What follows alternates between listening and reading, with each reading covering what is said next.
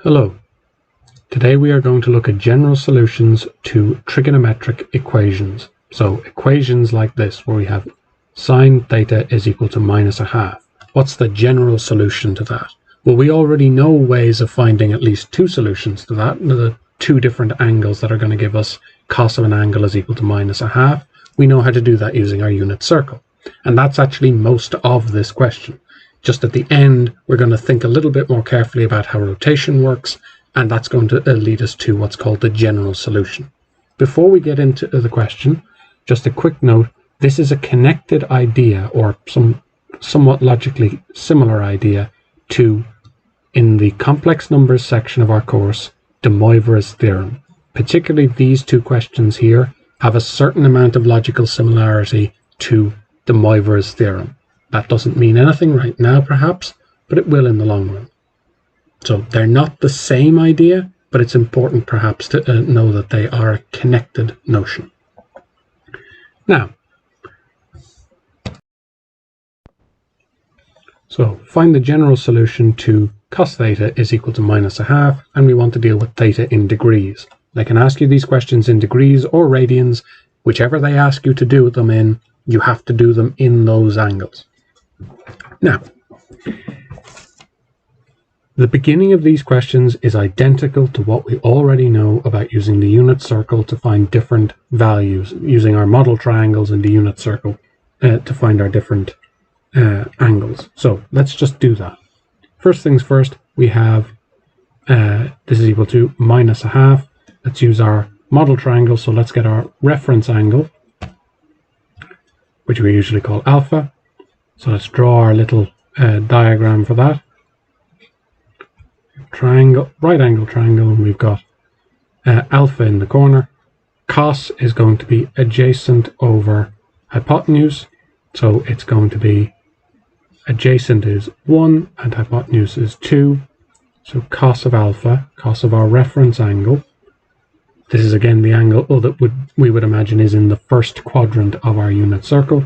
It would be just a half, and that means that when we get inverse cosine of both sides, we get alpha is equal to cos to the minus 1 of a half, which we will find is 60 degrees, and we're working in degrees this time. Make sure your calculator is working in whichever unit you are asked about in the question. A over h. Now, we now have our reference angle is 60 degrees, but this is minus a half. So where is cos minus a half? Well, where is cos negative? Cos is the x-coordinate in our unit circle. So we're looking for the quadrants that are going to have negative x coordinates. So we're looking for up here and down here. So both of those are going to be 60 degrees. So if I have both of those angles there are going to be 60 degrees.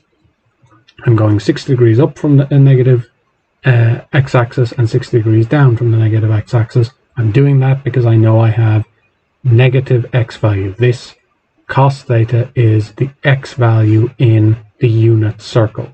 So my x distance here, my x coordinate here, is going to be minus a half. So my x coordinate there is minus a half. Now, that's linking back into our unit circle. Back into the question. I'm going up by 60 degrees and down by 60 degrees from 180. So one of the possible values for theta in the second quadrant, so this is quadrant 2, this is quadrant 3. They're the quadrants where my x coordinates are negative, so that's where cos is going to be negative. So quadrant 2, theta would be equal to 180 up from, or back 60 degrees, so that's going to be 120 degrees. And quadrant 3, theta is going to be 180 plus 60 degrees is going to be 240 degrees. Now, so far, this is exactly what we've already done. Nothing surprising. But what we have to think about if we have our unit circle, draw a fresh unit circle, and say we go around, we'll say we go 60 degrees. Doesn't really matter what angle we pick. If we go through 60 degrees, we're going to get a particular value for x, and we've found that that value for x is going to be a half when we got our reference angle. So if we go through 60 degrees, we get cos of 60 degrees is a half.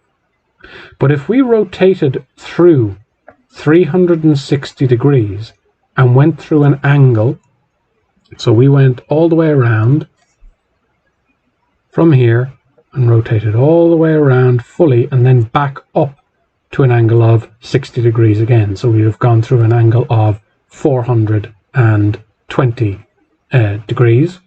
We would get the same x value again. So if we go through one complete rotation all the way around, we go back to exactly the same point. And if we go through two complete rotations all the way around, we go back to the same point again.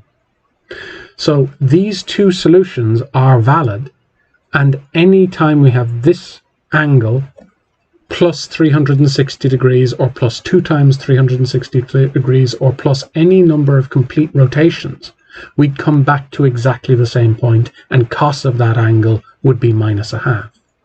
So to get the general solution, what we have to do is say that we have theta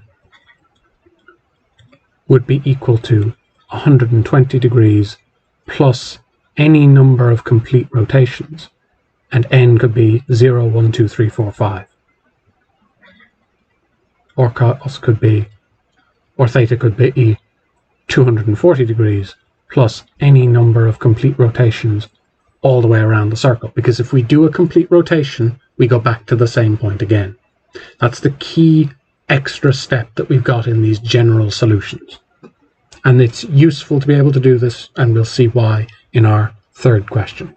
It's not just that it's true, it's also useful.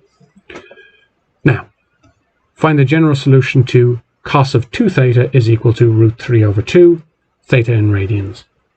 Let's follow exactly the same steps again. The fact that they've asked us about 2 theta is irrelevant. You're going to find out what what general solution would be for 2 theta, and then when you've got your general solution for 2 theta, then you are going to work out your solutions for theta. So all of your steps are exactly the same as what we did in the first one, and then at the end we're going to divide by 2 to find out what the values in general for theta would be. So let's jump into that. We want our reference angle. So our reference angle, which we call alpha, cos of alpha, and we're dealing with our model right angle triangle again. We have our alpha, our adjacent over our hypotenuse, so we have root 3 and 2 for our hypotenuse. So cos of alpha is equal to root 3 over 2. We didn't have to make any changes there. Get the inverse cos of both sides, and we get cos inverse of root 3 over 2. And we get that that is equal to pi over 6. Remember, we are dealing with radians in this question, just to give yourself a bit of a mental anchor, because most people are more comfortable with degrees. That's 30 degrees, but you need to work in the angle type that they ask you to. So that's pi over 6 radians. That's our reference angle. Now, we need to draw our unit circle to figure out where cos is going to be positive. So cos, again, is our x coordinate. So where is cos positive? It's going to be wherever x is positive. So it's going to be in the first quadrant and in the fourth quadrant, because again, cos is going to be the x coordinate. And we're looking at the coordinates of that point and that point. And they're going to go up by 30 degrees and down by 30 degrees. So our angle then, 2 theta, is going to be just pi over 6, or 2 theta would be equal to pi over 2 pi, I should say. So we're going back pi over 6 from 2 pi. Pi over 6 minus, 2 pi minus pi over 6.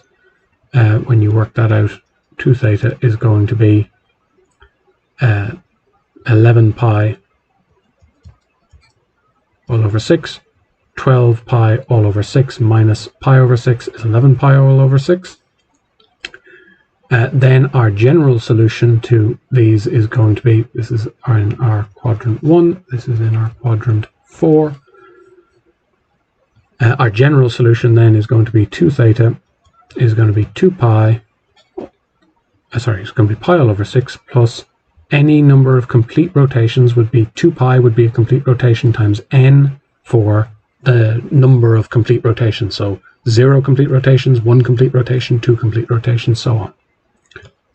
2 theta be equal to 11 pi all over 6 plus 2 pi n, any number of complete rotations where n is a natural number.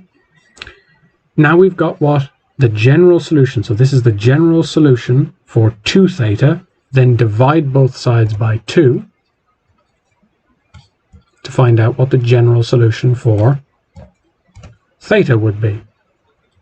And that's going to be theta is equal to pi all over 12 plus pi n, and theta is equal to 11 pi all over 12 plus pi n.